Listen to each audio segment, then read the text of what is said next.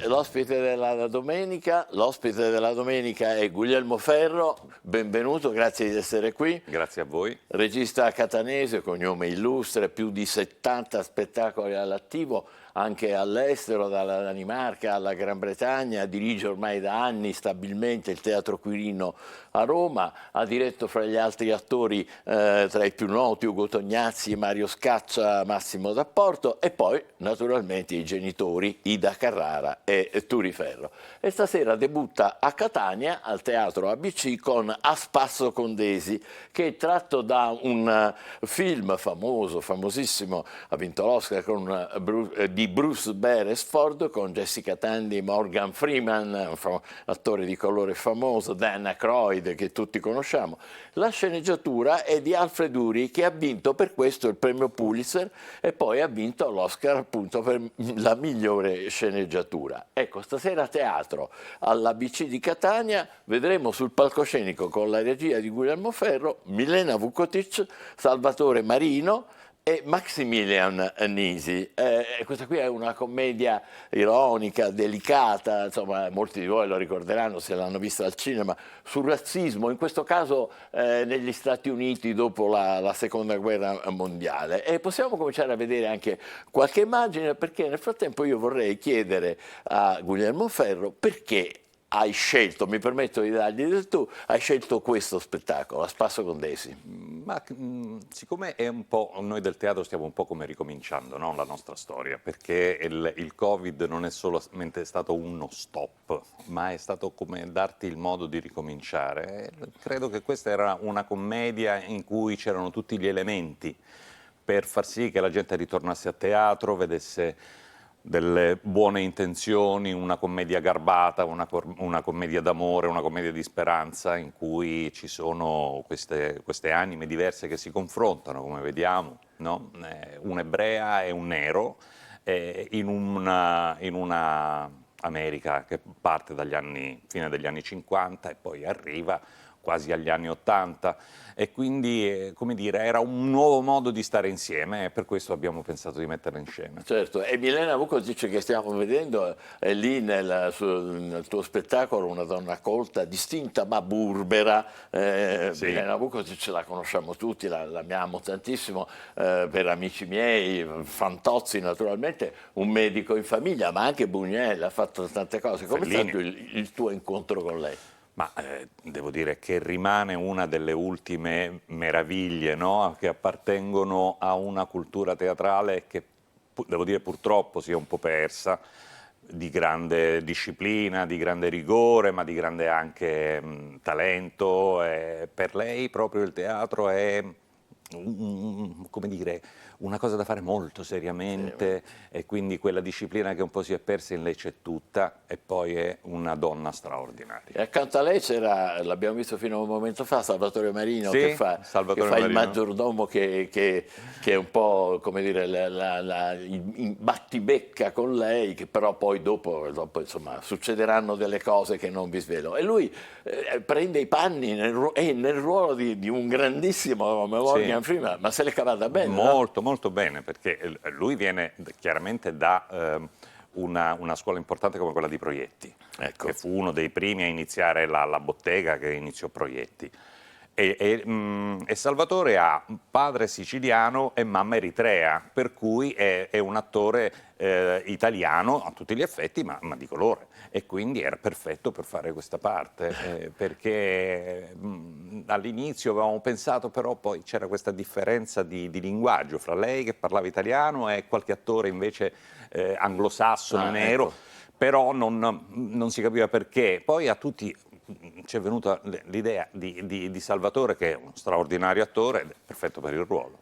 Quindi grande, come dire, empatia fra di voi. Invece qualche attore fra i tanti che hai diretto, che dirigi, a Roma abbiamo detto stabilmente al Quirino, insomma un teatro importante come quello, qualche personaggio difficile da dirigere che ti viene in mente? Guarda, io personaggi difficili da dirigere ne ho avuti tanti, di quelli che sono difficili da dirigere ma con cui non ho avuto un buon rapporto non mi va di parlare, ma quelli difficili da dirigere per cui però ho avuto un ottimo rapporto, conflittuale, certe volte duro, ce ne sono e normalmente sono quelli più talentati.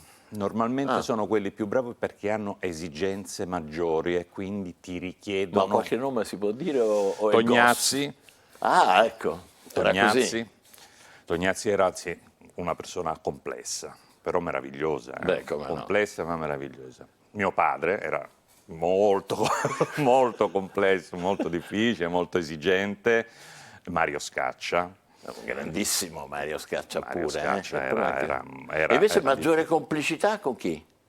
Maggiore complicità, per esempio, io andavo d'accordissimo con Giulio Broggi, che per me è stato un secondo padre, Ah, ecco. con Massimo D'Apporto, con cui poi passiamo le vacanze insieme. Ah sì, eh? Sì, Che sì, bello. sì. Dove andate? Ma alle Olie, io ho casa Ah. a Lipari, lui a Filicudi, per cui Quindi ci incontriamo in meraviglie giro. siciliane. Sì, sì, sì. Eh, Sì. Senti, figlio di tanta madre, e da Carrara tanto padre, l'abbiamo appena evocato Turiferro, attori straordinari, perché però poi tu hai scelto di fare il regista, non l'attore come loro? Non so, perché allora, all'inizio io volevo fare l'architetto per fare lo scenografo, perché io sono sempre Ecco. stato molto attratto dalla parte, diciamo, spaziale della scena, no? Della delimitazione degli spazi, delle traiettorie. E questo l'ho avuto sin da piccolo, io disegnavo, mi piaceva molto, e sono andato a Torino a fare architettura.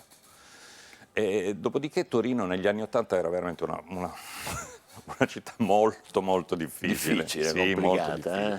Per cui tornai e tornando a 20 anni mi capitò di fare un'assistenza alla regia per esempio di Sequi, o poi sono stato anche una volta a fare un corso con Peter Brook e da là ho iniziato pian pianino a fare le mie assistenze e a cercare di studiare. Poi ho iniziato a lavorare, lo studio l'ho messo da parte e ho iniziato a fare il regista. Il regista cosa fa? Vede prima dell'attore quello che capiterà? Ma il regista diciamo che è quello che dovrebbe dare l'idea dello spettacolo, della concezione dello spettacolo e far convincere tutti i suoi compagni di avventura che quella è l'idea giusta e quella è l'idea da portare Ecco. avanti, anche se poi si rivela sbagliata. Però è lui che ha Però l'idea. ecco, è come il capitano. È come il capitano, giusto, bello.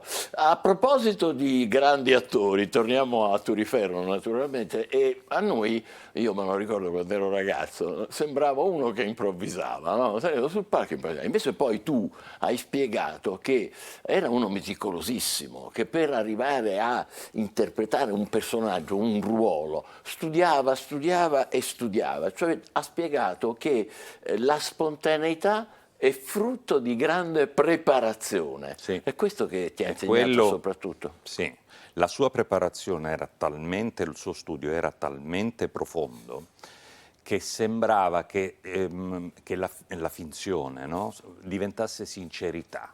E quello che noi scambiamo per naturalezza, invece era la sincerità nei confronti del personaggio e delle parole. Ah, ecco. E quindi, difatti lui parlava sempre, tu devi essere sincero verso il personaggio, non devi mai tradirlo.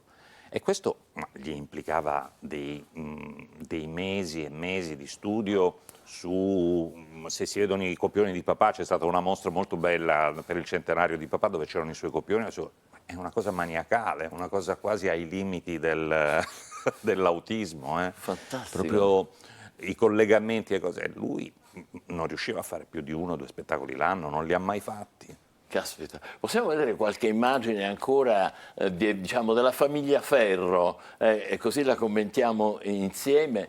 Quindi è questa la cosa che ti ha insegnato soprattutto? Sì. L'onestà nei confronti del personaggio. Sì, non tradire. Non te- Ecco che bella immagine questa. Sì. Guarda, Questa dovrebbe essere peraltro Roma? Roma, penso Sì, anch'io, sì, se mi sì, sì, sembra. è Roma, è Roma. Credo che questo era lui faceva in televisione, non mi ricordo se faceva in Nicotra o qualcosa del genere, e questo era mi ricordo il fotografo ci portò per Roma, era un servizio su Gente, sulla settimana. Poi ci sono ancora, vediamo se c'è qualche altra. Oh, che bella anche questa. Questa è però. Catania, questa è la villa di Santa Catalina Battiati dove stiamo, questo forse è il periodo più bello della nostra vita, si vede.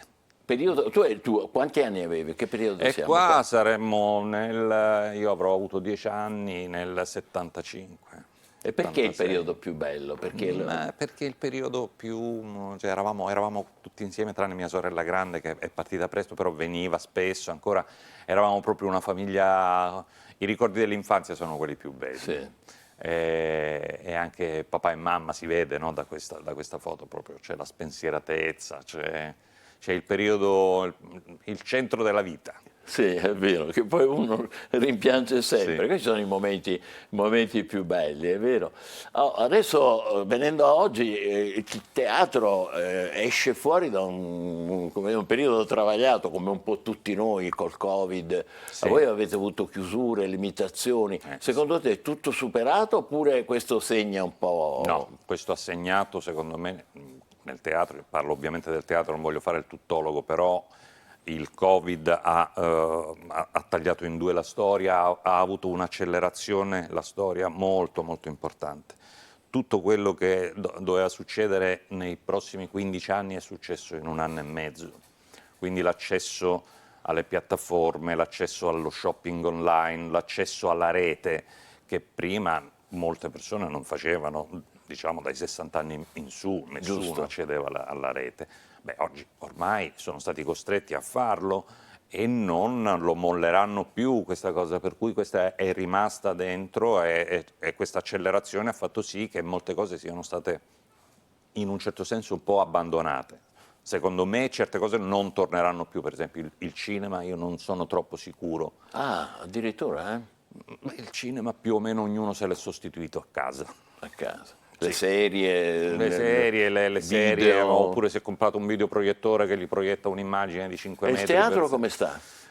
Il teatro ha bisogno di ricominciare, il teatro non è sostituibile, Ah, non è sostituibile perché comunque le esperienze empiriche sono complesse da sostituire, però il teatro ha bisogno di ricominciare, non si ricomincia da dove abbiamo lasciato. Bisogna ricominciare, bisogna trovare un nuovo linguaggio, bisogna trovare un nuovo modo di portare le persone a teatro. Stiamo soffrendo tantissimo, ma non noi in particolare del Quirino, sta soffrendo totalmente l'Italia. C'è stata una contrazione che va dal 70 al 30% come minimo. caspita, È molta, consistente molta, sì, proprio. sì. Catania, però tu l'hai lasciata, sei andato a Roma, sei il Sono andato a direttore Roma, qui. sono stato a Londra, sono stato prima a Londra, dove ho vissuto 7 anni, e poi sono tornato a Roma per il Quirino. Poi, Che dirigi ormai da anni, però ci tieni a tornare a Catania. sì, a Catania torno sempre, poi c'è il Teatro ABC che comunque con cui ho un rapporto molto profondo, per cui ci torno sempre, poi ho i miei affetti, tutti i miei migliori amici sono di qua, con cui mi sento giornalmente. Come dire, è un po' un esilio, noi siciliani che partiamo rimane sempre un pezzo di noi qua. Ogni tanto uno lo va recuperando, non me ne parlare. E Catania è una città colta, una città che ha una bellissima tradizione di teatro, il Massimo, lo Stabile, poi il Metropolitan, Certo. gli scrittori, la musica. Ecco, ma tutto questo, come dire, può riaffiorare, per esempio, rivolto ai giovani che hanno invece la rete, i social, e poi dopo l'esperienza del Covid, come hai detto tu, anche i meno giovani si sono un po' rinchiusi Sì. sopra uno schermo, no? Sì, io devo dire che forse Catania e Palermo, essendo le due città più grandi siciliane, sono quelle che hanno sofferto di più e soffrivano già anche prima del Covid. Non c'è stato un ricambio generazionale, di cui forse ne dobbiamo assumere le colpe, perché l'altro giorno parlavo, io ancora ho la chat dei compagni di classe Sai che ce l'ho anch'io. Sì, questa cosa è stata una delle cose più belle, perché poi uno rimane in contatto. L'altra volta calcolavamo che su 35 figli nati ne sono rimasti a Catania solamente 7, Caspita. ed è grave. Per questo non c'è ricambio generazionale, dici Sì, tu. secondo me noi non gli abbiamo dato grandi possibilità. Cioè, come dire, in Inghilterra, ora non è per fare sempre l'esterofilo, perché non è il caso, però hanno un metodo diverso, cioè i ragazzi a 30 anni, a 28 anni, quelli bravi occupano posizioni apicali. Ah, ecco. E se io devo pensarmi a 28-30 anni, io avevo ben altre voglie e ben altra energia di oggi, cioè se oggi io facessi il direttore del teatro importante pubblico, sì, arrivo con la mia età, con i miei 56 anni, con la mia maturità, con la cosa, ma non ho quella forza, La quella carica, carica che può dare un ragazzo di Ma 30 alla anni. città quindi manca questo o Sì, qualcos'altro? no, manca questo. La città bisogna darla in mano ai giovani, dall'università alla cultura, all'imprenditoria. La città bisogna darla in mano, ma non i giovani come me, che ci siamo dati dei giovani a 50 anni. La città ha bisogno di essere messa nelle mani dei 25enni, 30enni che escono Ma come fare ad attirarli, visto che loro poi sono, almeno appaiono concentrati più che altro su tablet, computer, telefonini, eccetera? un grande responsabilità, secondo me, da dare alla scuola e all'università. Dobbiamo affidarci a loro per il futuro. E poi Catania ha una grande tradizione anche dal punto di vista dell'università, quindi certamente può fare molto, moltissimo. Senti, inevitabilmente un pensiero viene in questi tempi a quello che sta succedendo in Ucraina, la guerra, e io vorrei farti vedere un'immagine e parlare di lui, Zelensky, che ormai è diventato un personaggio familiare, purtroppo per noi, giovane, con la sua felpa o delle volte addirittura con la maglietta con le maniche corte, militare, che incoraggia il suo popolo. E lui era un attore sì. comico che non recita più però, lui è il presidente dell'Ucraina invasa dalla Russia. Ma guarda, secondo me è come dire, una parabola quasi biblica, perché non so se abbiamo notato, noi abbiamo avuto 70 anni di pace assoluta, in cui tutto questo era assolutamente un film. Lo vedevamo solo nei film, la sofferenza profonda, le stragi, o erano lontanissime in terre che secondo non esistono neanche più, che sono per noi come vedere, non lo so, Guerre Stellari, perché più o meno è quello, sono vestiti in maniera diversa, per cui non ci appartengono. Esatto. Avere una cosa così fra noi, no? Avere una cosa così fra noi, quello che facevano loro lo facevano i film, adesso si sono sostituiti al film, ma non è diverso da quello che vedevamo. Cioè le immagini che paradossalmente vedevamo nei film, ma sono molto simili a quelle che noi oggi continuamente vediamo, e quindi il dolore che proviamo è confuso, perché sono immagini simili. No, in più un attore è il presidente dell'Ucraina. Per cui tutto questo fa una confusione nella mente delle persone in cui il dolore, che adesso invece è percepibile, si confonde fra la recita e la verità, e purtroppo invece è la verità. Ma secondo te prevale nell'opinione pubblica, nella gente, quelli come noi, più la paura oppure c'è anche una comprensione di quello che sta capitando, di cosa è capitato? Secondo me non c'è la comprensione di quello che è capitato, perché noi abbiamo vissuto e ci siamo crogiolati in un mondo senza dolore, in cui il dolore era solo quello degli altri. E quindi è difficile per generazioni che non hanno sofferto. Io non ho sofferto, cioè mio padre ha sofferto, mio padre sapeva cos'era la guerra, per cui forse poteva riconoscere quello che vedeva. Io posso riconoscere quello che vedo solamente con la mia sensibilità, ma non con la prova, per cui noi siamo 3 generazioni di gente che non ha mai sofferto realmente, ma in cui tutto doveva andare bene, in cui tutto era perfetto, in cui tutto funzionava. Ci siamo trovati di fronte il Covid e la guerra. Quindi improvvisamente proprio c'è stato un ribaltamento della situazione, e devo dire che lo spaesamento che è in ognuno di noi è profondo, perché la nostra esperienza e il nostro insegnamento dei genitori è stato sempre qualcosa che proteggeva, no? Che tendeva a proteggere fino a quando non abbiamo mai più avuto queste sensazioni. E secondo te come va a finire? Non lo so, però non ho grandissime... Non sei molto ottimista, no, mi sembra di capire. No, io non sono molto ottimista.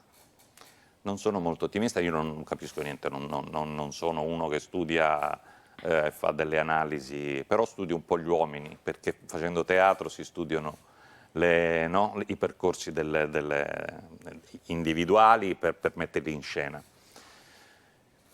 E non credo che convenga che questa cosa finisca presto, a nessuno. Cioè? Ma non credo che ormai la voglia di accaparrarsi quello che c'è in mezzo mi sembra che durerà tanto. Non credo che né gli americani si lasciano sfuggire, né noi, la possibilità di dare un bel morsone alla Russia, né la Russia di farselo dare. Mamma mia, mamma mia. Senti, parliamo invece di te, i tuoi progetti. Dopo A Spasso con Desi, già pensi a qualcos'altro oppure Assolutamente è ancora presto? sì. Io sto preparando uno spettacolo che verrà sia a Catania che al Teatro Olimpico di Vicenza, che è quella meraviglia. Bellissimo, con Monio Vadia, Assassino nella cattedrale, un grande testo molto curioso perché lo fa Moni, che è di cultura ebraica, e fa invece l'arcivescovo di Canterbury, per cui questa dicotomia. Ma che bello! E sì. quando, lo facciamo a settembre, inauguriamo la stagione del Teatro Olimpico e faremo un'anteprima qua a Catania, in un posto che credo che sia... Ah sì? E ci puoi dare un'anticipazione su dove, quando, come? Noi tenteremo di farlo nel posto che secondo noi è quello giusto, che è il teatro greco, quello là che c'è... Piazza Stesicolo. In Piazza Bellini, dove c'è il Bellini, quello dietro, sì. E poi là invece lo facciamo al teatro. Poi mi sto occupando mi occupo anche un po' di musei. Adesso i musei stanno diventando dei palcoscenici, no? Per cui la parte interattiva del visitatore sta aumentando e quindi chiamano noi registi. E tu quale seguirai in particolare? Genova, il Museo del Mare di Genova. Caspita, quindi dappertutto. Intanto stasera ci godiamo A Spasso con Desi con Guglielmo Ferro alla regia, al Teatro ABC, in via Pietro Mascagni, poi in altre località in Sicilia e di nuovo a Catania il 25, 26 e 27. Grazie a Guglielmo Ferro. In bocca al lupo per stasera e complimenti per tutto. Grazie a voi, grazie dell'ospitalità.